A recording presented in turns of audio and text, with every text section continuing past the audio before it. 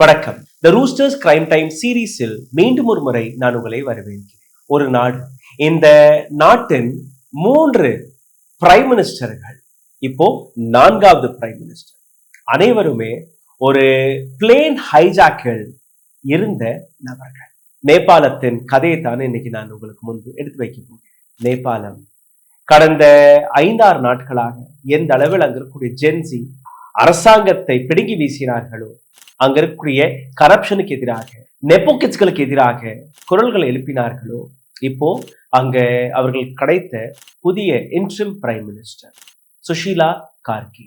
சுஷீலா கார்கியோடைய பெயர் அனைத்து ஜென்சி மற்ற அமைப்புகளை சார்ந்த நபர்கள் ஒரு கலந்து ஆலோசித்து ஒரு கூட்டத்தை போட்டு சுஷீலா கார்கியோடைய பெயரை சஜஸ்ட் செய்திருக்கிறார்கள். அதற்கு பின்னாடி ஒரு காரணம் சுஷீலா கார்கியோடைய நேர்மையான வாழ்க்கை. சுஷீலா கார்கி நேபாளத்தின் சுப்ரீம் கோர்ட்டின் சீஃப் ஜஸ்டிஸாக இருக்கும்போது அங்க இருக்கக்கூடிய ஏராளமான அரசியல்வாதிகளுக்கு எதிராக அவர் கொடுத்த தீர்ப்புகள், இதன்படி நேபாளத்தில் இருக்கக்கூடிய ஏராளமான அரசியல்வாதிகளுக்கு முதல் எதிரி சுஷீலா கார்கியாக மாறுகிறார். சுஷீலா கார்கியை நீக்குவதற்கான ஒரு இம்பீச்மெண்ட்டையும் அவர்கள் கொண்டு வந்தார்கள் அங்க இருக்கக்கூடிய பார்லிமெண்டில். ஆனால் அது சக்சஸ் ஆகவில்லை. சுஷீலா கார்கியுடைய கதையொட்டி ஒரு மிக சீரியஸான கிரைம் ஸ்டோரியும் இருக்கிறது. இன்னைக்கு அந்த கிரைம் ஸ்டோரியை உங்களுக்கு முன்பு நான் எடுத்து வைக்க போகிறேன். இந்த நாட்டின் 4 நபர்கள் ஏதோ ஒரு விதத்தில் ஹைஜாக்கராக அல்ல பிளேனை ஹைஜாக் செய்த நபர்களுடன் மிக நெருக்கமான ரிலேஷன்ஷிப்பில் இருக்கக்கூடிய நபராக இருந்திருக்கிறார்கள். சுஷீலா கார்கியுடைய பட்டப்படிப்பு இந்தியாவில் நடந்தது. இந்தியாவின் திருபுவன் லா காலேஜில் அவருடைய பட்டப்படிப்பை முடித்ததற்கு பின்பு, அதற்கு முன்பு நீங்க பார்த்தீர்களா, BHU பனாரஸ் ஹிந்து யூனிவர்சிட்டியில் தன்னுடைய பொலிட்டிக்கல் சயின்ஸ் கரியரை தொடங்கினார். இங்க இருந்த ஒரு டீச்சர் துர்கா பிரசாத் சுபேதி, இவரை அங்கு சந்திக்கிறார்.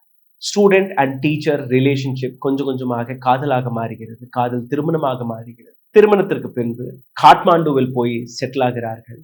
இப்போ இவர்களுக்கு ஒரு மகன் இருக்கிறார். 3 பேருமே நேபாள் தலைநகரமான காட்மாண்டுவில் வசித்து வருகிறார்கள். கார்கியோடைய கணவரான துர்கா பிரசாத் சுபேதியுடைய கதை தான் இந்த கிரைம் ஸ்டோரியின் ஹைலைட்டாகவே இருக்கிறது. ஒட்டுமொத்த நேபாளுடைய டெமோக்ரசி புரட்சிக்கு பின்னாடி இருக்கக்கூடிய மிக முக்கியமான நபர் துர்கா பிரசாத் கார்கி. அவருடைய இன்வால்வ்மெண்ட் ஒரு ஹைஜாக்கர். நேபாளி காங்கிரஸ் அந்த காலகட்டத்தில், அதாவது ஒரு 60s 70s நீங்க பார்த்திருக்கீங்களா, அங்க ராஜா அரசாங்கம் தான் இருந்தது. ராஜா அரசாங்கத்திற்கு எதிராக அங்க டெமோக்ரசி வர வேண்டும் என்கிற விஷயத்தை வைத்து அங்க இருக்கக்கூடிய ஸ்டூடெண்ட்ஸ், மாணவர்கள், நேபாளி காங்கிரஸை சார்ந்த ஏராளமான நபர்கள் போராடி வந்தார்கள். இந்த போராட்டத்தில் மிக முக்கியமான முகம் கிரிஜா பிரசாத் கொய்ராலா. கிரிஜா பிரசாத் கொய்ராலாவை பற்றி ஒரு இன்ட்ரெஸ்டிங்கான ஸ்டோரி இருக்கிறது. இந்த கதையிலே நீங்க கேட்க போறீர்கள். கிரிஜா பிரசாத் கொய்ராலா மற்றும் துர்கா பிரசாத் சுபேதி, இப்ப சுஷீலா கார்கியுடைய கணவரான துர்கா பிரசாத் சுபேதி போராட்டக்காரர்கள் அங்கிருந்த சிறையில் அடைக்கப்படும் போது அங்க இவர்கள் சந்திக்கிறார்கள். சந்திக்கும் போது ஒரு விஷயம் இவர்களுக்கு புரிகிறது. அனைவருமே போராட்டத்தில் புரட்சியாளராக இருக்கிறோம், யாருக்குமே பணம் இல்லை. பணம் ரொம்பவே முக்கியம் ஒரு போராட்டத்தை நீண்ட நாட்களுக்கு கண்டினியூ செய்வது. அப்ப பணத்திற்கு என்ன செய்வது என்று கேட்கும்போது, இவர் துர்கா பிரசாத் நிறைய நாவல்ஸ் எல்லாம் படிப்பாராம். அதுக்கு ஒரு 2-3 நாட்களுக்கு முன்பே ஒரு நாவலை படிச்சு முடிச்சிருக்காரு. ஜப்பான்ல இருக்கக்கூடிய ஒரு நாவல். அங்க எப்படி ஒரு சில நபர்கள் ஹைஜாக் செய்து பிளேன் ஹைஜாக் வழியாக பணம் பார்த்திருக்கிறார்கள். இந்த விஷயத்தை துர்கா பிரசாத் கொய்ராலா அவரிடம் கூறிய போது, இல்ல இது சரிப்பட்டு வராது, நம்ம புரட்சியாளர்கள், பிளேன் ஹைஜாக்கெல்லாம் நமக்கு சரிப்பட்டு வராது. அப்போதான் அவர் என்ன சொல்றாருன்னா, இல்ல சார், நேபாள் ராயல் பேங்குடைய ஏராளமான பணம், ராஜாக்களுடைய கஜானாவில் வைத்திருக்கக்கூடிய பணம் பிளேன் வழியாக வரப்போவது எனக்கு தெரியும். இந்த பிளேனை ஹைஜாக் செய்துட்டோம்னா அந்த பணத்தை நம்ம நாட்டிற்காக, நேபாளுடைய டெமோக்ரஸிக்காக, இந்த போராட்டத்திற்காக நாம் பயன்படுத்த, இதுல எந்த பணத்தையுமே நம் தனக்காக யூஸ் பண்ண வேண்டாம், நேபாளுடைய டெமோக்ரஸிக்காக, ஜனநாயகத்தை எஸ்டாப்ளிஷ் செய்வதற்காக நாம பயன்படுத்தலாம். ஒரு விதத்துல கொய்ராலா கன்வின்ஸ் ஆயிரு. சரி, என்னதான் செய்யறது, அதை நீங்க சொல்லுங்க. இதுல யாருடைய உயிரும் போகக்கூடாது, யாருமே பாதிக்கப்படக்கூடாது, என்னுடைய ஒரே கோரிக்கை. காரணம், நம்ம புரட்சியாளர்கள், தீவிரவாதிகள் கிடையாது. மக்களுக்காக போராடி வருகிறோம். மக்களுடைய உயிரை பணைய வைத்து எந்த விதமான பணத்தையும் பார்க்கக்கூடாது. அதற்கு துர்கா பிரசாத் கூறிய விஷயம், இது என் மீது விட்டுவிடுங்கள். நான் கொண்டு வரக்கூடிய பிளானை வைத்து பண்ணோம்னா யாருடைய உயிரும் பறிபோகாது. நான் இதை ஃபுல் ப்ரூஃபா செஞ்சு காட்டுறேன். சரி செய்யுங்க அப்படின்னு சொன்னதுக்கு அப்புறம் இதை நான் ஒரு 52 வருடத்துக்கு முன்னாடி நடந்த கதையை உங்களுக்கு முன்னாடி எடுத்து வைக்கிறேன். 1973 ஜூன் 10 நடந்த இந்த ஹைஜாக் கதை. 19 சீட்டர் கொண்ட ஒரு flight, Royal Nepal Airlines flight number DH6 Biratnagar ஏர்போர்ட்ல இருந்து திரிபுவன் தாஸ் இன்டர்நேஷனல் ஏர்போர்ட் காட்மாண்டு செல்லுவதற்கு தயாராக இருக்கும்போது 19 சீட்டர் சின்ன சிறிய ரக ஃபிளைட், அதுல க்ரூ மெம்பர்ஸும் இருக்கிறார்கள், பைலட்ஸும் இருக்கிறார்கள். இதுல ஒரு ரொம்பவே இன்ட்ரெஸ்டிங்கான நபர் மாலா சின்ஹா என்று ஹிந்தி நடிகை, அப்போ இருந்த ஒரு சூப்பர் ஸ்டார், சூப்பர் ஹீரோயின். அவரை பற்றி பல பேருக்கு தெரியும். அதனாலும் இந்த ஹைஜாக் பிரபலமானது. ஜூன் 10 காலை 8:30 மணி அளவில் இந்த விமானம் பறந்த ஒரு 5 நிமிடத்திலேயே பார்த்தீர்கள். அதாவது விராட் நகர் ஏர்போர்ட்ல இருந்து காட்மாண்டு செல்வதற்கான இந்த பயண நேரம் வெறும் 40 நிமிடங்கள். இந்த 40 நிமிடத்திற்குள் இந்த ஹைஜாக் செய்து அதுல இருக்கக்கூடிய பணத்தை அடித்து அங்கிருந்து எஸ்கேப் ஆகுது. இதுதான் ஒட்டுமொத்த பிளான். விமானம் கிளம்பி ஒரு 5 நிமிடத்தில் திடீர் என்று வெவ்வேறு இடங்கள் அமர்ந்திருந்த 3 நபர்கள் எந்திருக்கிறார். 2 பேர் நேர பைலட்டுடைய காக்பிட்டிற்கு போறார்கள். பின்னாடி இருக்கக்கூடிய ஒரு நபர் கையில ஹேண்ட் கிரேனேடுடன் மக்களை மிரட்ட தொடங்கினார். ஒரு நபர் பைலட் கேபினுக்குள்ள போயிட்டாரு. இன்னொரு நபர் அங்கிருந்து தன் இடுப்புல சொருகி வைத்திருந்த அந்த பிஸ்டல் எடுத்துட்டு மக்களை மிரட்டுறாரு. அமைதியாக இருங்கள், கூச்சல் போட்டீர்கள்னு சுட்டு கொன்றுவோம். பைலட் கேபின், அதாவது காக்பிட்குள் போன ஒரு நபர் பைலட்டை மிரட்டுகிறார். தன் சட்டை பையில் மடித்து வைத்திருந்த ஒரு காகிதத்தை எடுத்து காட்டி, இதற்கப்புறம் நாங்க எப்படி சொல்றோமோ அங்கதான் நீங்க பறக்கணும், அப்படிதான் போகணும் என்கிற அந்த விஷயம். பைலட் அந்த சிட்டையை படித்து பார்க்கும்போது ஏதோ பேனாவில் வரைந்து வைத்திருந்த ஒரு வரைபடம், ஒரு மேப், ரூட், இந்த இடத்துக்கு நீ போகணும்னு சொல்லும்போது அந்த பைலட் பார்த்த உடனே, இது என்ன இந்தியா பக்கம் போகுது, இந்தியாவிலும் பீகார் பக்கம் போகுது, இங்கெல்லாம் போக முடியாது, இது எங்களோட ரூட் கிடையாது. அப்படியே கன் பாயிண்ட்ல பைலட்டை வச்சு, நாங்க சொல்லும்படி நீங்க கேட்கவில்லை என்றால் உன்னை சுட்டு கொண்டு விடுவோம், ஒட்டுமொத்த ஃபிளைட்டை கிராஷ் ஆகிடும், எங்களோட உயிர் பிரிந்தால் கூட பரவாயில்லை, இந்த ஃபிளைட்டை நாங்க கிராஷ் செய்து விடுவோம் என்கிற அந்த மிரட்டல். பைலட்டுக்கு ஒன்றும் புரியலை, என்ன செய்வது என்றே புரியாமல் துப்பாக்கி நுண்ணையில், சரி நீங்க சொல்றபடியே நான் கேட்கிறேன். ஏன்னா 19 பேர் உள்ள இருக்கிறாங்க, விவிஐபி எல்லாம் இருக்கிறாங்க. அந்த காலகட்டத்துல ஃபிளைட்ல போறதே பெரிய விஷயம். அப்போ ஃபிளைட் அப்படியே யூட்டர்ன் அடிச்சு இவங்க சொல்ற பாதைக்கு போறாங்க. போகும்போது பீகார், அதாவது இந்தியா எல்லைக்குள் என்டர் ஆன உடனேயே பீகார் வருது. ஒரு இடத்துல ஒரு பெரிய ஃபீல்டு, விவசாய நிலம், அப்படியே பில்லெல்லாம் காடு மாதிரி மண்டி இருக்கக்கூடிய அந்த இடத்தை காட்டி, இந்த இடத்துல நீங்க ஃபிளைட்டை இறக்கணும். ஃபர்பாஸ் கஞ்ச் என்கிற இந்த இடம். இந்த இடத்தை பார்த்த உடனே, என்ன முட்டாள்தனமாக பேசுறீங்க, இந்த இடத்துல எப்படி இறக்க முடியும், ரன்வேல ஏர்போர்ட்ல தான் இந்த ஃபிளைட் எல்லாம் இறக்க முடியும், சின்ன ஃபிளைட், எது வேணாலும் நடக்கலாம், இந்த விமானம் சிதறி வெடிக்கலாம் என்று கூறிய பின் கூட, இந்த இடம் தான், இந்த இடத்துல எப்படி இறக்குவீங்கன்னு எங்களுக்கு தெரியாது, இட் இஸ் யோர் ரெஸ்பான்சிபிலிட்டி, இல்லைன்னா இந்த விமானத்தை இங்கேயே நாங்க குண்டு போட்டு வெடிச்சு விடுவோம், கிராஷ் ஆயிடும், சாய்ஸ் இஸ் யோர்ஸ். இப்போ பைலட்டுக்கு ஒண்ணுமே புரியலை, என்ன செய்யறதுன்னே புரியாத போது ஃபரேப்கஞ்ச் என்கிற இந்த இடத்துல இருக்கக்கூடிய அந்த பொட்டல் காடு, பில்லெல்லாம் மண்டி இருக்கு, ரொம்பவே நிதானமா ஸ்லோவா இறக்குறதுக்கான முயற்சியில் இறங்குறார் பைலட். இந்த விமானம் வீடுகளை நோக்கி வரும்போது அப்படியே ஷாக்ல இருக்கிறாங்க மக்கள், பயந்து வீட்டுக்குள்ள ஓடிடுறாங்க. ஒரு சில நபர்கள் விமானத்தை பார்த்தவுடன் அந்த சந்தோஷத்துல விமானத்துக்கு பின்னாடி ஓட ஆரம்பிக்கிறாங்க. கொஞ்ச நேரத்துல விமானம் தரையிறங்குறாங்க. விமானம் தரையிறங்கிய ஒரு சில நிமிடத்திலேயே இந்த 3 நபர்களுமே விமானத்துடைய பின்புறத்திற்கு போறார்கள். பின்புறத்தில் வைத்திருந்த 3 பாக்ஸஸ், 3 பெட்டிகள். விமானத்திலிருந்து வெளியில பார்க்கும்போது 4 ஜீப்ல ஒரு சில நபர்கள் இவர்களுக்காக காத்து கொண்டிருக்கிறார். இவங்க உடனடியாக விமானத்திலிருந்து இறங்கி பின்னாடி இருந்த அந்த 3 பெட்டிகளை அந்த ஜீப்ல எடுத்து வச்சு மறுபடியும் பைலட்டை வர்றாங்க. நவ் யூ ஆர் ஃப்ரீ, இதுக்கப்புறம் எங்க வேணாலும் நீ போகலாம் சொல்லி முடிச்ச அடுத்த நிமிடமே அந்த 4 ஜீப்ல இருக்கக்கூடிய நபர்கள் அங்கிருந்து எஸ்கேப் ஆயிடுறாங்க. இந்த பைலட் கொஞ்ச நேரம் அங்கேயே இருந்துட்டு அங்க இருக்கக்கூடிய அத்தாரிட்டிகளுக்கு இன்ஃபர்மேஷன் கொடுக்குறாங்க. அத்தாரிட்டிஸ் அங்க வருது, எந்த விதமான டிமாண்டும் இல்லை, யாரையுமே எந்த விதமான பிரச்சனையும் கொடுக்கவில்லை, யாரையுமே அடிக்கக்கூடவில்லை, இந்த இடத்துக்கு வர சொன்னாங்க. இந்த இடத்துக்கு வந்த உடனேயே திடீர்னு ஏதோ ஒரு சில பெட்டிகளை தூக்கிட்டு கிளம்பிட்டாங்க. ஆஸ் இந்த சம்பவம் இந்தியாவில் நடந்ததால் அப்ப இந்திய அரசாங்கமும் இதுல இன்வால்வ் ஆகுது. காட்மாண்டுக்கும் இந்த விஷயம் போகுது, டெல்லிக்கும் இந்த விஷயம் போகுது. இப்போ இன்வெஸ்டிகேஷனை தொடங்குறாங்க. யார் இந்த நபர்கள்? எப்படி இந்த விமானம் ஹைஜாக் செய்யப்பட்டது?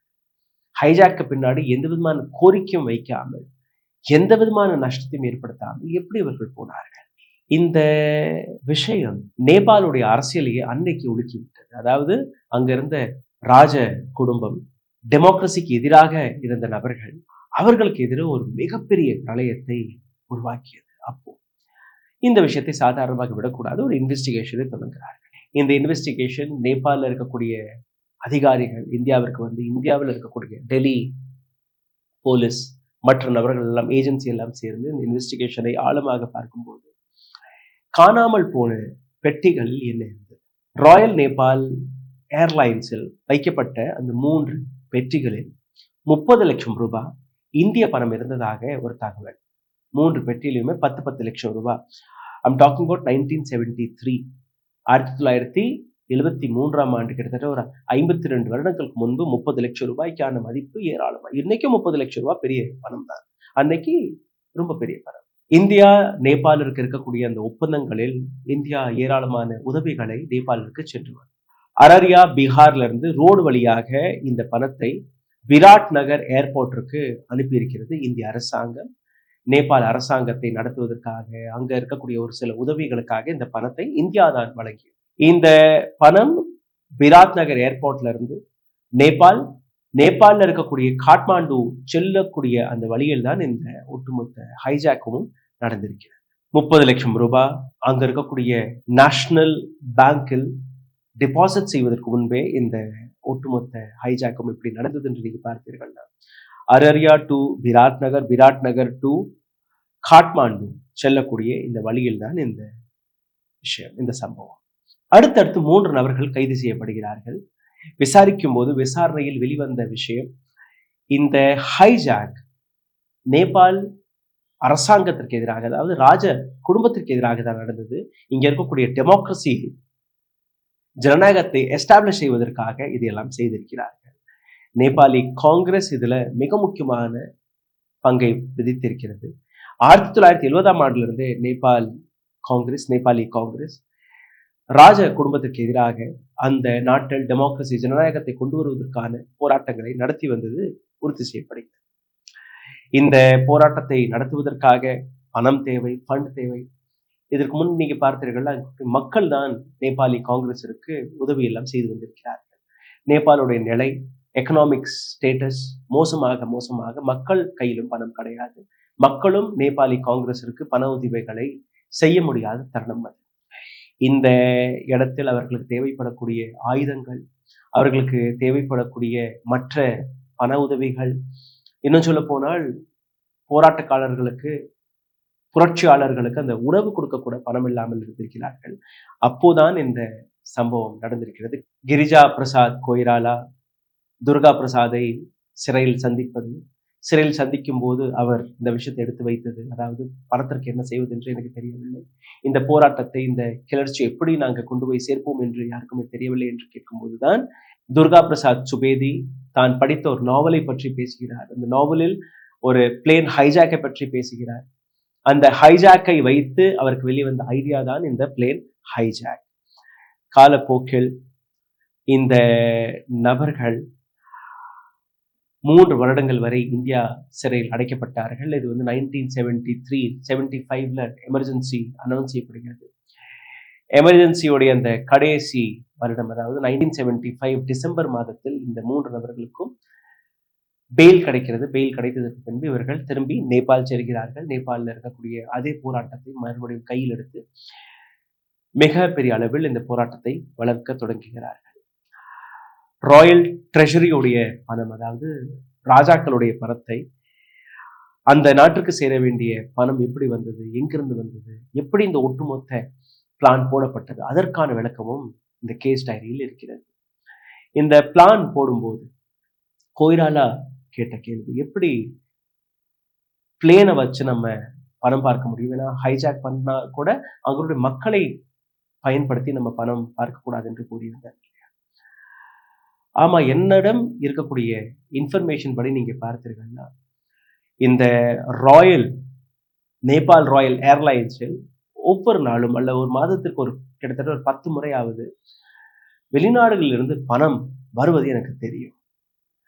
சரி, அந்த இன்ஃபர்மேஷன் எப்படி கிடைக்கும்னு கேட்கும்போது அதற்கான ஒரு நபர் எனக்கு தெரியும் சொல்லியிருக்காரு.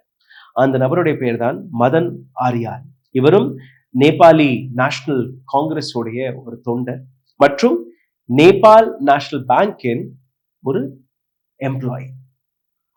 அவர்கிட்ட போய் கேட்கும்போது இந்த நாட்டுடைய டெமோக்ரஸியை எஸ்டாப்ளிஷ் செய்வதற்காக நான் செய்யக்கூடிய ஒரு தொண்டு போன்று நான் நினைச்சு கொள்கிறேன், அதனால் இந்த வேலையை நான் பார்ப்பேன் என்று கூறியிருக்கிறார். இந்த சம்பவம் நடக்க ஒரு நாள் முன் இவர் இந்த தகவலை கொடுக்கிறார். மதன் ஆரியால் கொடுத்த தகவல் படி அரரியா பீகார்ல இருந்து பை ரோடு காட்மாண்டு செல்வதற்காக விராட் நகர் ஏர்போர்ட்டிற்கு ஒரு விமானம் வர இருக்கிறது. இந்த விமானம் 9ஆம் தேதி வந்துவிடும், ஜூன் மாதம். அடுத்த நாள் 10ஆம் தேதி காலை 8:30 மணிக்கு இந்த விமானம் காட்மாண்டுவிற்கு செல்ல இருக்கிறது. இந்த விமானத்துடைய டைம் வெறும் 40 நிமிடங்கள். இந்த 40 நிமிடத்திற்குள் நீங்க இந்த பணத்தை என்ன பண்ணலாம்னு நீங்க பாருங்க. அதுக்கப்புறம் தான் இந்த ஒட்டுமொத்த பிளான் போடப்பட்டது. அங்கிருந்து கொள்ளையடிக்கப்பட்ட 30 லட்சம் ரூபாய், 10 லட்சத்திற்கான 3 பெட்டிகள், 40 நிமிடத்தில் எப்படி அடிச்சார்கள் என்கிற அந்த கதையை நான் உங்களுக்கு எடுத்து காட்டினேன். இந்த 3 ஹைஜாக்கர்கள், அதாவது இந்த பிளான் போடப்படும் 3 பேரை தேர்வு செய்திருக்கிறார்கள் நேபாளி காங்கிரஸை சார்ந்த நபர்கள். இதில் முதல் நபர் பசந்த் பட்டாராய், 2வது துர்கா சுபேதி, 3வது நாகேந்திர பிரசாத் தேகோல். துர்கா சுபேதி இவர்தான் இப்ப இருக்கக்கூடிய புதிய பிரைம் மினிஸ்டருடைய கணவர். பணம் என்னானது, அதற்கான விளக்கம். அங்கிருந்து ஜீப்கள் வழியாக இந்த பணத்தை கடத்தி சென்றார்கள் இல்லையா? கணேஷ் சர்மா என்கிற இன்னொரு புரட்சியாளர், நேபாளி காங்கிரஸ் உடைய தொண்டர், இவர் டார்ஜிலிங்ல வசித்து வந்திருக்கிறார். நேரடியா இந்த வண்டி எல்லாமே, இந்த ஜீப் எல்லாமே டார்ஜிலிங் சென்றிருக்கிறது. டார்ஜிலிங்ல இருந்து இந்த பணத்தை மும்பைக்கு அனுப்பியிருக்கிறார்கள், பாம்பேக்கு அனுப்பியிருக்கிறார்கள். பாம்பே வழியாக கொஞ்சம் கொஞ்சமாக வெவ்வேறு அக்கவுண்ட்ஸ்கள் வழியாக, வெவ்வேறு ஹவாலா வழியாக இந்த ஒட்டுமொத்த 30 லட்சம் ரூபாயும் நேபாளி காங்கிரஸ் நேபாளுக்கு அனுப்பப்பட்டது. இந்த பணத்தை நேபாளுடைய டெமோக்ரஸிக்காக பயன்படுத்தினார்கள். இந்த ஒட்டுமொத்த விஷயத்தை முடித்ததற்கு பின்பு டார்ஜிலிங்ல இருந்து கிளம்பி வாரணாசி வழியாக மும்பை சென்ற பணம், அதையெல்லாம் முடித்ததற்கு பின்பு இந்த 3 நபர்களுமே டெல்லி வந்திருக்கிறார்கள். டெல்லி எதற்காக? டெல்லியில தான் நேபாளி காங்கிரஸ் உடைய மூத்த தலைவரான பிபி கொய்ராலா மனிஷா கொய்ராலாவுடைய தாத்தா. மும்பை படம் நீங்க பார்த்திருப்பீர்கள், பாம்பே. அதோடைய நடிகை மனிஷா கொய்ராலாவுடைய தாத்தா தான் இந்த பிபி கொய்ராலா என்கிற நபர். கிரிஜா பிரசாத் கொய்ராலா இவருடைய அண்ணன், அவருடைய தம்பி மாத்ரிகா பிரசாத் கொய்ராலா. இந்த 3 நபர்களுமே 1959 to 60 நீங்க பார்த்தீர்கள்னா பிபி கொய்ராலா நேபாளுடைய முதல் பிரைம் மினிஸ்டராக இருந்தார். கிரிஜா பிரசாத் கொய்ராலா அவரும் பிரைம் மினிஸ்டராக இருந்தார். மாத்ரிகா பிரசாத் கொய்ராலா இவரும் பிரைம் மினிஸ்டராக பதவியேற்கிறார். அதாவது இந்த ஹைஜாக்கில் இன்வால்வ் ஆன 3 நபர்கள், 3 பேருமே ஏதோ ஒரு விதத்தில் தீவிரவாதியாக மாறாமல், ஏதோ ஒரு விதத்தில் அங்க இருக்கக்கூடிய கிரைம் லைஃபை கையில் எடுக்காமல் இந்த நாட்டின் பிரைம் மினிஸ்டராக பதவியேற்றிருக்கிறார். இதே ஹைஜாக்கில் இன்வால்வ் ஆன இன்னொரு நபர் சுஷீல் கொய்ராலா, இவரும் பிரைம் மினிஸ்டராக பதவியேற்றார். அதாவது 4 நபர்கள் prime minister from the hijack. இந்த பிளேனுடைய லெகசி, பிளேன் ஹைஜாக் ஆனதுக்கு அப்புறம் இங்க ரிப்பேர் எல்லாம் பார்த்து இந்தியா மறுபடியும் அந்த விமானத்தை நேபாளுக்கு அனுப்பியிருக்கிறது. கிட்டத்தட்ட ஒரு 41 ஆண்டுகள் நேபாளில் தன்னுடைய சர்வீஸை கொடுக்கும்போது மக்கள் அதை பார்த்தாலே, ஓ, இந்த ஃபிளைட் தான் இந்த ஹைஜாக் ஆன ஃபிளைட் ஆனது கூறுவார்கள். பிப்ரவரி 2014ஆம் ஆண்டு இந்த விமானம் ராயல் நேபாள் ஏர்லைன்ஸின் இதே பர்டிகுலர் விமானம் இதை ஹைஜாக் செய்தார்கள். இந்த விமானம் கிராஷ் ஆகிறது. இந்த விமானத்தில் இருந்த 18 நபர்கள் அனைவருமே உயிரிழக்கிறார்கள். ஆனால் இது நேபாள் டெமோக்ரசி புரட்சிக்கான ஒரு மிக முக்கியமான அடையாளமாக மக்கள் பார்க்க தொடங்கிய காரணத்தால் அந்த விமான விபத்தான இடத்தில் இருந்த அனைத்து பொருட்களையும் சேகரித்து ஒவ்வொன்றாக மறுபடியும் இந்த விமானத்தை ரீபில்ட் செய்திருக்கிறார்கள். இப்போ இந்த விமானம் நேபாளில் இருக்கக்கூடிய ஒரு மியூசியத்தில் வைக்கப்பட்டுள்ளது. நீங்க போனா அதை போய் பார்க்கலாம். நேபாள் அரசியல் வரலாற்று ஒரு இன்ட்ரெஸ்டிங்கான ஸ்டோரியாக இருந்தது. இந்த கதைக்கு பின்னாடி கிரைம் இருந்தது. அந்த கிரைம் வழியாக வெளிவந்த ஏராளமான நபர்களை பற்றி நான் உங்களுக்கு எடுத்து காட்டினேன். அதே கிரைம் வழியாக வந்த மாஸ்டர் மைண்ட் துர்கா சுபேதியோடைய மனைவி சுஷீலா கார்கி தான் இன்னைக்கு நேபாள் அரசாங்கத்தின் புதிய இன்ட்ரிம் பிரைம் மினிஸ்டராக பதவியேற்றிருக்கிறார். இந்த வீடியோ உங்களுக்கு பிடித்திருந்தால் இதை பகிருங்கள்.